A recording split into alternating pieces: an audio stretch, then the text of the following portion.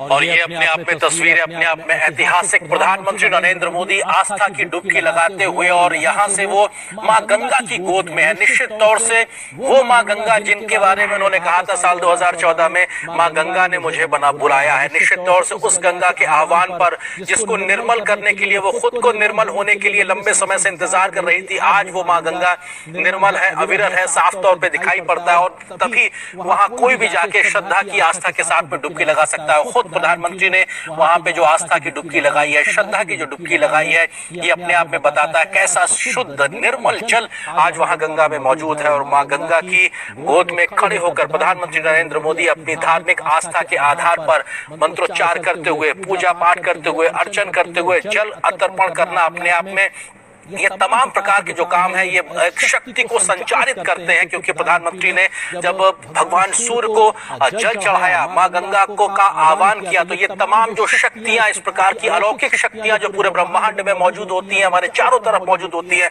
वो कहीं ना कहीं हमारे अंदर आत्मसात होती है इस प्रकार के तमाम कार्यों से। और निश्चित तौर से इस प्रकार के कार्यों से जब देश के प्रधान सेवक में शक्ति का संचार होता है तो उससे पूरे राष्ट्र का भला होता है, उसके राष्ट्र का हित साधता है। निश्चित तौर से ये तमाम जो क्रियाकलाप, ये जो कार्य योजनाएं जो दिखाई पड़ रही हैं, उसमें इन सब चीजों का एक बड़ा महत्व है। भगवान शिव का आह्वान करना, भगवान सूर्यदेव का आह्वान करना, मां गंगा की आरती करना, और हाथ में इस वक्त प्रधानमंत्री के माला और उसको वो कहीं ना कहीं अर्पण करते हुए हर रूपाम सेंदु कोटिर चूड़ाम कलित सित दुकूलाम जानवीताम नमामि। माँ गंगा श्वेत मकर, जिसे हम मगरमच्छ के रूप में जानते हैं, उस पर विराजती हैं। वो शुभ्र वर्ण वाली हैं, 3 नेत्रों वाली हैं, क्योंकि भगवान शिव का सानिध्य जिसे प्राप्त हो जाता है वो सभी त्रिनेत्र हो जाते हैं।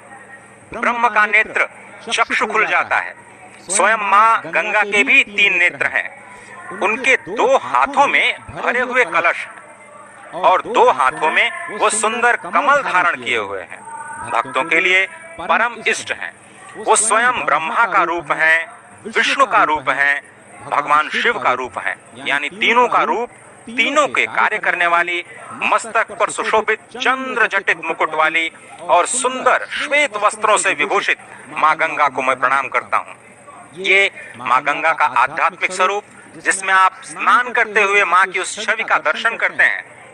उसके बाद देव नदी श्री गंगा, जो ब्रह्मांडम खंडयंतीम हर्षिरस जटावल्लिमुल्लासयंतीम स्वरलोकादापतंतीम कनक गुहगंड शैलास्खलंतीम क्षोणी पृष्ठे लुठंतीम दुरितचय चमूर निर्भरै भर्सयंतीम पायोधीम पूरयंतीम सुरनगर सरित पावनीम नह पुनातु, जो ब्रह्मांड का भेदन करके निकलती हैं।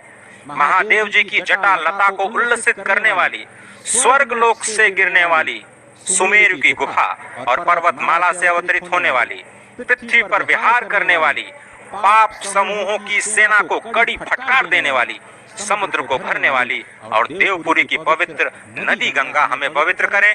इसी संकल्प के साथ संपूर्ण वस्त्रों में सनातन विधि विधान के साथ माँ गंगा में स्नान, माँ गंगा में जप, और फिर वहां से भगवान श्री विश्वेश्वर के जलाभिषेक के लिए जल लेते हुए और मुख से शब्द ब्रह्म का नाद करते हुए, नमः शिवाय का नाद करते हुए, माँ गंगा को याद करते हुए, काशी को याद करते हुए प्रधानमंत्री नरेंद्र मोदी।